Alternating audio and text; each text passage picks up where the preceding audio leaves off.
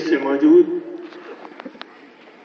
मध्य प्रदेश के वित्त मंत्री और जिन्होंने मध्य प्रदेश की शान शौकत वित्त के क्षेत्र में हिंदुस्तान में बढ़ाई है, हमारे बड़े, हमारे बुजुर्ग, हम लोगों के बहुत आदरणीय राघव जी भाई भोपाल से तशरीफ लाए, मेरे चचाजाद भाई और भोपाल की भलाई के लिए, भोपाल के लोगों की भलाई के लिए कल भी और आज भी हर वक्त बेचैन आदरणीय पूर्व महापौर सूद साहब, विशेष अतिथि और आज जिनका जन्मदिन है, ऐसे आदरणीय बाबूजी, हम दुआ करते हैं कि आप हजारों साल ऐसे ही जवान रहें, जिस तरह अभी गरज रहे था ऐसे ही गरजते रहें। विदिशा में प्रथम नागरिक की हैसियत से महिलाओं की आबरू और महिलाओं में आत्मविश्वास पैदा करने का एक मजबूत विचार और जरिया विदिशा की बेटी ज्योति शाह जी, इस गरिमामय समारोह को सजाने और संवारने की जिम्मेदारी लेकर यहां बैठे हुए छोटे भाई मनोज कपूर साहब, शाहिद साहब, मालम सिंह जी, मुलायम सिंह जी कह दिया था अभी हमारी ज्योति बहन ने, तो मुलायम चंद जैन जी कहने लगे कि मुझे मुलायम सिंह कह रही है। मैंने कहा सिंह लगा के आपको शेर बना दिया बेटी का। व्यापार महासंघ के अध्यक्ष आदरणीय अरोरा जी, बंसल साहब,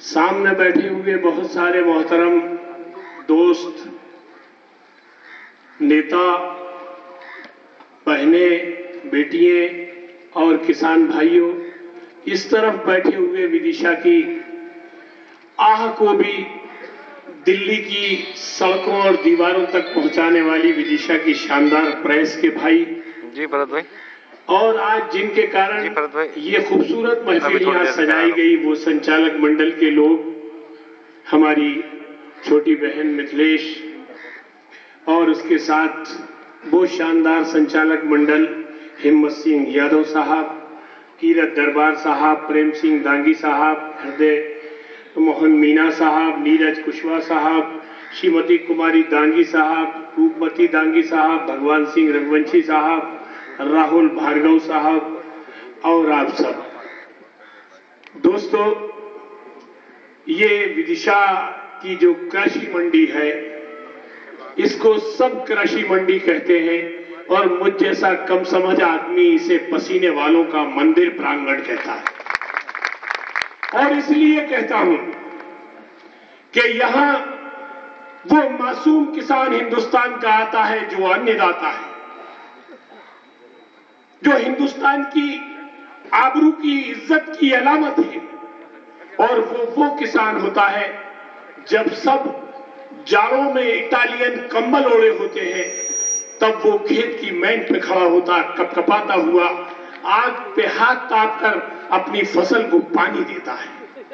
वो किसान होता है जब हम सब एयर कंडीशन के अंदर ठंडी हवाएं ले रहे होते हैं, तो वो आसमान और जमीन पर बहने वाली गर्म हवाओं से अपने सीने को टकराता है और भारत मां के लालों के लिए अन्न पैदा करता है। वो किसान होता है जिसकी बेटी, बहन, बीवी कम उम्री में बूढ़ी दिखाई देने लगती है, क्योंकि उसके पास वो सब सामान मुहैया नहीं है जो श्रृंगार के सामान होते हैं, जिससे औरतों के अंदर खूबसूरती पैदा होती है। वो गोबर थूकने वाली बेटी 18 साल में 28 साल और 38 साल की दिखाई देने लगती है। ये दर्द है इस प्रांगण में आने वाले लोगों का। इसलिए मैं कहता हूं कि ये प्रांगण मंडी प्रांगण नहीं है, बल्कि पसीने वालों का मंदिर है। ये यहां रहने वाले लोग, यहां कौन तोलता है? वो मेरा मजदूर, वो मेरा हम्माल, जो गोरा पैदा होता है मां की कोख से और आसमान की तपिश से काला हो जाता है पसीने से बोरे उठा उठाकर, वो हम्माल यहां साथ देता है। यहां का व्यापारी भी आम व्यापारियों की तरह नहीं है। बल्कि यहाँ का व्यापारी भी, मेरे कुछ व्यापारी लोग दोस्त हैं इसलिए मैं जानता हूं।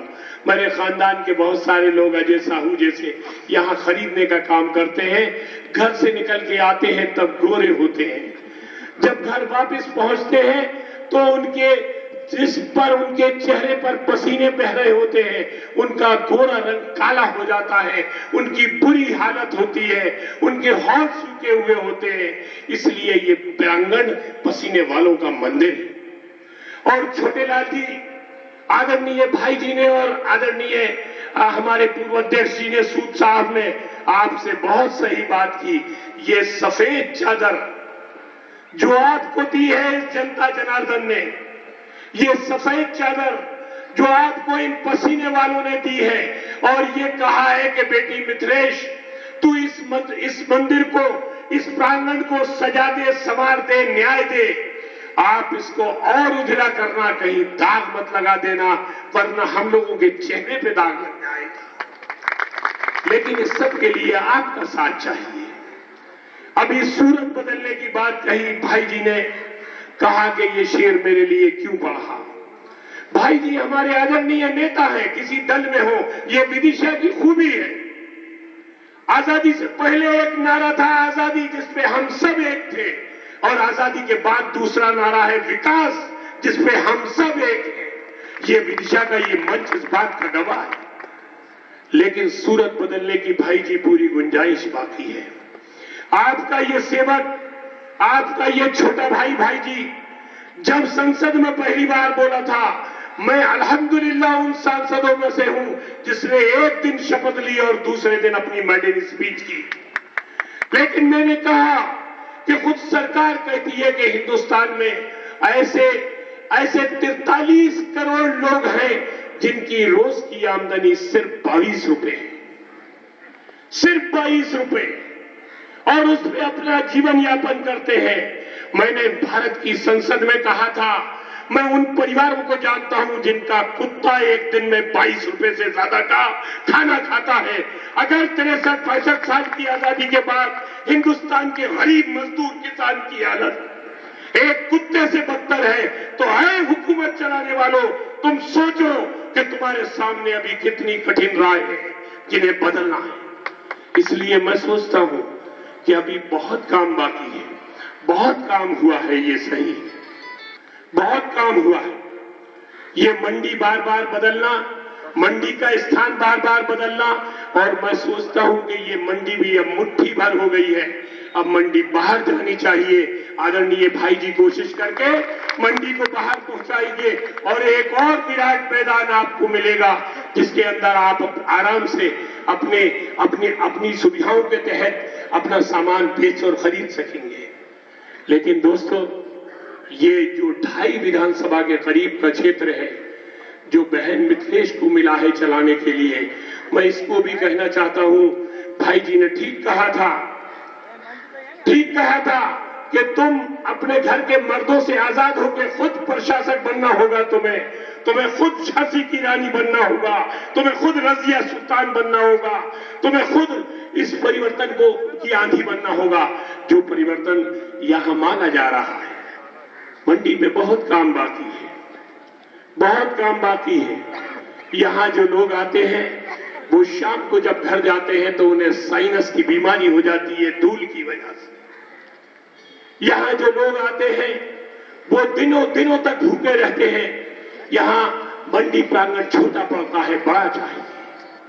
मैं सोचता हूं कि अगर अध्यक्ष के साथ ये संचालक मंडल, जिसके अंदर इतने शानदार लोग हैं, जो शानदार अपने संघर्ष से अपना स्थान पाकर यहां आए हैं, अगर ये सब पूरी शिद्दत से मिथिलेश को साथ देंगे और मिथिलेश भाई जी, सूद साहब, मनोज जी, हम सब का आशीर्वाद लेने में यूं ही कामयाब होती रहेंगी, तो भोपाल से लेकर दिल्ली तक विदिशा मंडी की लड़ाई मजबूती से लड़ी जाएगी।